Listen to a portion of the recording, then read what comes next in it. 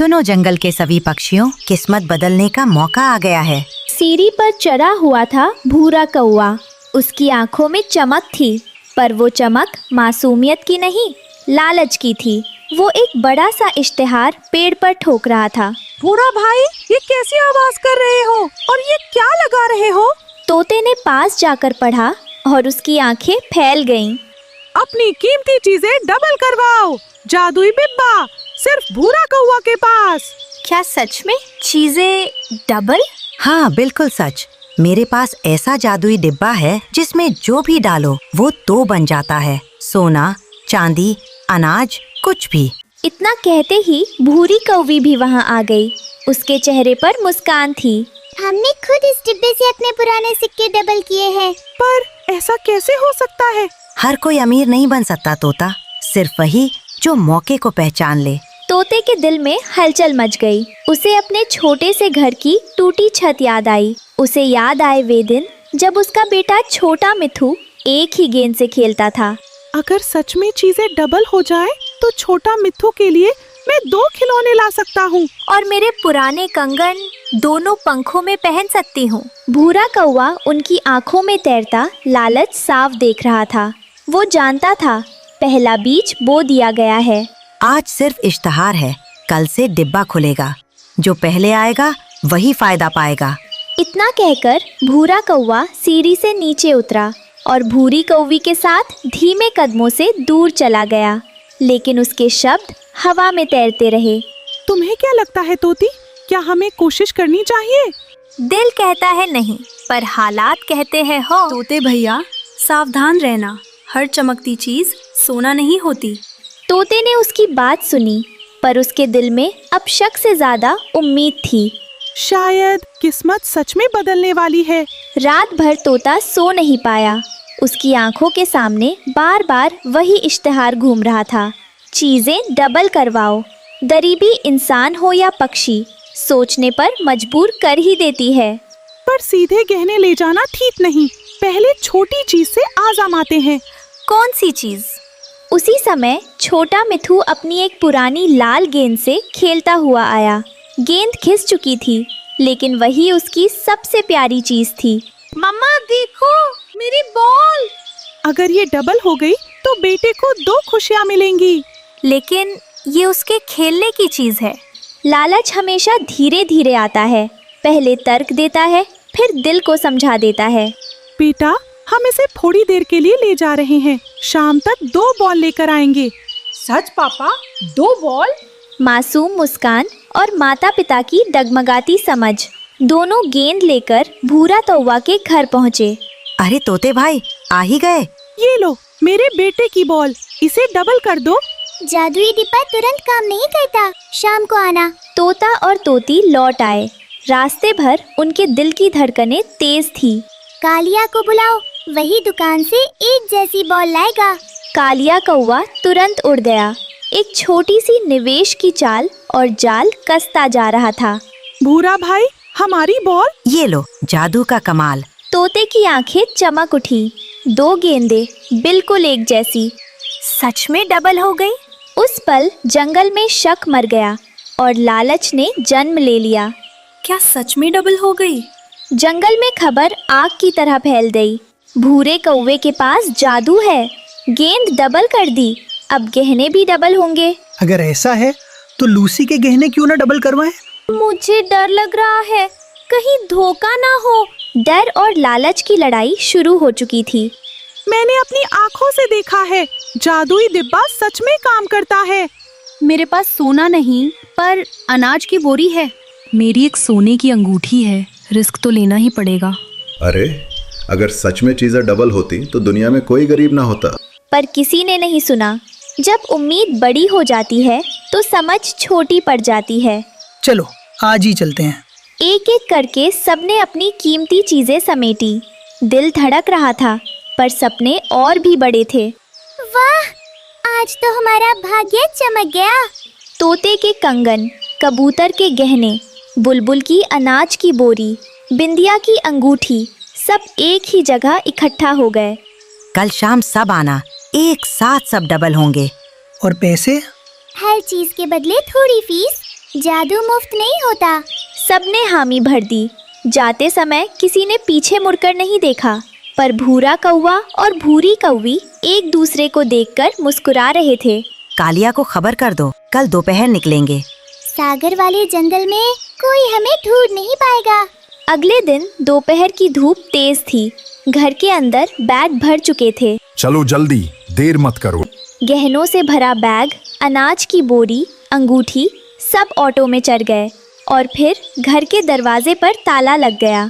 जंगल के भोले पक्षी, अब ढूंढते रह जाना अपना जादू। शाम ढल रही थी और उसी शाम कई घरों की उम्मीद भी ढलने वाली थी। बूढ़ा भाई, दरवाजा खोलो, हम आ गए। ये ताला क्यों लगा है? मेरी अनाज की बोरी अंदर है ना?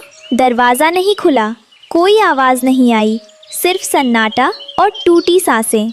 मेरी अंगूठी वो मेरी माँ की निशानी थी। मैंने कहा था ना, मुझे डर लग रहा था। तोता ताले को घूरता रह गया।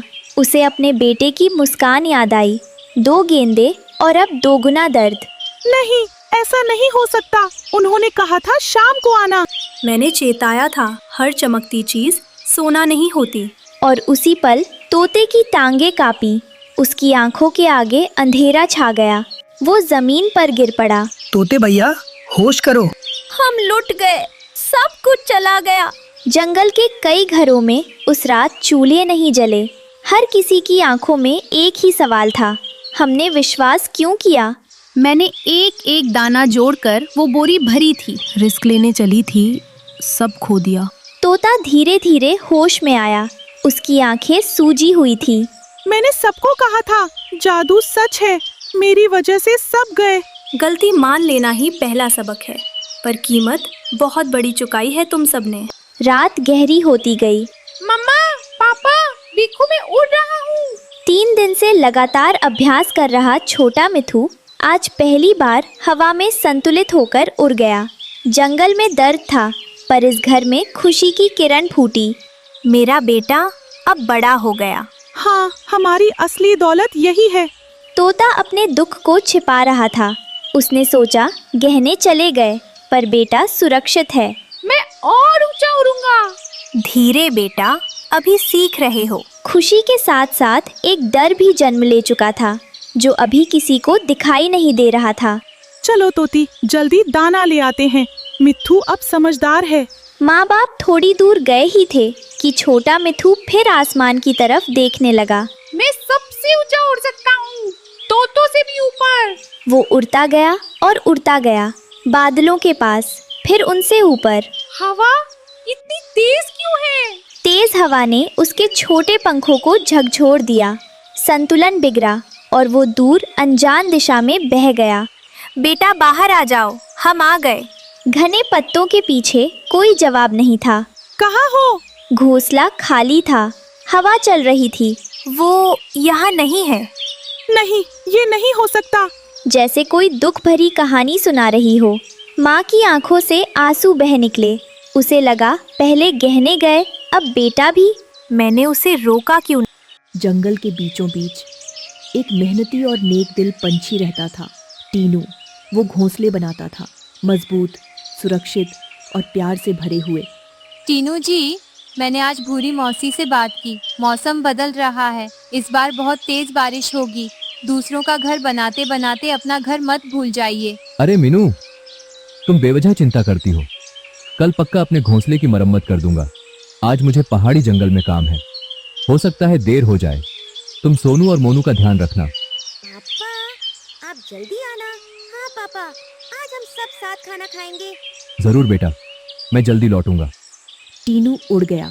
उसे क्या पता था कि आज की रात उसके परिवार की परीक्षा लेने वाली है। हे भगवान, सब ठीक रखना, बस मेरे परिवार को सुरक्षित रखना। शाम होते होते आसमान काला पड़ गया। तेज हवाएं चलने लगी और अचानक बिजली जोर से चमकी। माँ, ये कैसी चमक थी? बेटा, वो बिजली है, बस आसमान में बादल टकरा रहे हैं। माँ, मुझे डर लग रहा है। मैं आज आपके पास ही सोऊंगा। बारिश शुरू हुई, धीरे धीरे, फिर तेज, और फिर इतनी तेज कि जैसे आसमान फट गया हो। हे भगवान, घोंसला बहुत कमजोर है, अगर ये टूट गया तो? और तभी एक तेज झोंका आया। घोंसला जोर से हिला, छत का एक हिस्सा नीचे गिर गया। सोनू, मोनू, जल्दी मेरे पास आओ। माँ, हमारा घर टूट रहा है। पानी अंदर आने लगा। जिसका डर था वही हुआ। घोंसले की आधी छत गिर चुकी थी।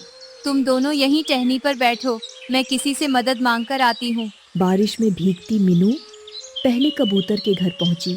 कबूतर भैया, दरवाजा खोलिए, मेरे बच्चे भीग रहे हैं। कौन है इतनी रात को? माफ करना मीनू, हम मदद नहीं कर पाएंगे। भैया, हमारा घोंसला टूट गया, बस आज की रात पनाह दे दीजिए। नहीं, हमारा घर छोटा है, ज्यादा वजन नहीं सह पाएगा। दरवाजा बंद हो गया। मीनू की उम्मीद भी। वो आगे बढ़ी, भूरे के घर पहुंची। भूरे भैया, हम मुसीबत में हैं, कृपया मदद कीजिए। मीनू, मेरा घोंसला खुद कमजोर है, मैं कुछ नहीं कर सकता। और खिड़की भी बंद हो गई। क्या सच में कोई हमारी मदद नहीं करेगा?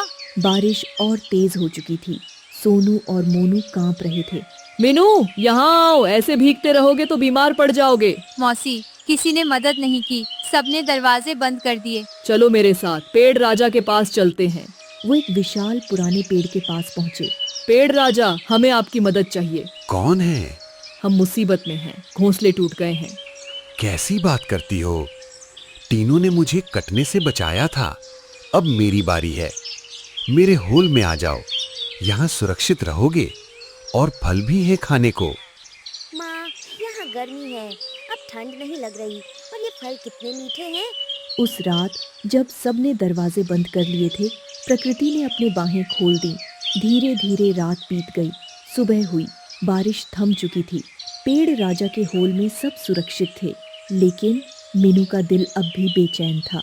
भूरी मौसी, टीनू अभी तक नहीं आया, पता नहीं पहाड़ी जंगल में कैसे होंगे। घबराओ मत, टीनू समझदार है, वो जरूर सुरक्षित होगा। माँ, क्या पापा भी भीग गए होंगे? हम पापा को ढूंढने चलें? हाँ, हम अभी चलते हैं। मौसी, बच्चों का ध्यान रखना, या चलो तुम भी साथ चलो। नहीं, मैं यहीं रुकती हूँ, तुम जल्दी लौट आना। मीनू, सोनू और मोनू तीनों पहाड़ी जंगल की ओर उड़ पड़े। पहाड़ी जंगल में एक ऊंचे पेड़ पर टीनू बैठा था। टीनू जी। मीनू, तुम यहाँ? तुम सब रात कहाँ रहे? घर टूट गया, बारिश ने सब बहा दिया। पेड़ राजा ने हमें शरण दी, अगर वो न होते तो पता नहीं क्या होता। मीनू, मुझे तुम्हारी बात मान लेनी चाहिए थी, अपने घर की मरम्मत कर लेता तो आज ये दिन न देखना पड़ता। अब पछताने से क्या फायदा, चलो घर चलते हैं। चारों अपने जंगल की ओर लौट पड़े, लेकिन उन्हें क्या पता था, मुसीबत अभी खत्म नहीं हुई। जंगल पहुंचते पहुंचते फिर बादल घिर आए। हल्की बूंदाबांदी शुरू हो गई। लगता है आज भी नया घर नहीं बना पाऊंगा। कोई बात नहीं पापा, हम पेड़ राजा के पास रह लेंगे। हाँ, वहाँ तो मीठे फल भी मिलते हैं। चारों पेड़ राजा के होल में पहुंचे। भूरी मौसी भी वहीं थी। अच्छा हुआ तुम सब सुरक्षित हो। तभी अचानक दूर से चीखने की आवाज आई। बचाओ, कोई तो बचाओ। जिन्होंने दरवाजे बंद किए थे, आज उनके घर पानी में बह रहे थे। मैं जा रही हूँ, किसी की जान खतरे में है। सावधान रहना। मीनू तेजी से नीचे उतरी। चंपा पानी में डूब रही थी। चंपा, मेरा पंख पकड़ो। मुझे मत छोड़ना। मीनू ने उसे खींचकर बाहर निकाला। तभी भूरे की आवाज आई। मदद करो, मैं अपने घर में फंस गया हूँ। टीनू और मीनू ने मिलकर भूरे को बाहर निकाला। फिर कबूतर और टोटी को भी सुरक्षित जगह पहुंचाया। सभी को पेड़ राजा के होल में ले आए। मीनू, हमने तुम्हारी मदद नहीं की, फिर भी तुम हमें बचाने आ गई। गलती का एहसास होना ही सबसे बड़ी सजा है। हम सब एक दूसरे के साथी हैं, मुसीबत में साथ देना ही असली नेकी है। पेड़ राजा के होल में अब कई परिवार बैठे थे। बाहर बारिश फिर तेज हो गई थी, लेकिन अंदर सबके दिल में एक और तूफान चल रहा था। टीनू, मीनू, जब तुम्हें हमारी जरूरत थी, हमने दरवाजा बंद कर लिया। हमसे गलती हो गई, मैंने तो साफ मना कर दिया था। आज अगर तुम ना होते तो मैं जिंदा नहीं बचता। मीनू चुप थी। उसकी आंखों में गुस्सा नहीं, दया थी। मुसीबत में कोई कैसा व्यवहार करता है, वही उसकी असली पहचान होती है। लेकिन गलती मान लेना उससे भी बड़ी बात है। आज हम सबने एक सबक सीखा है।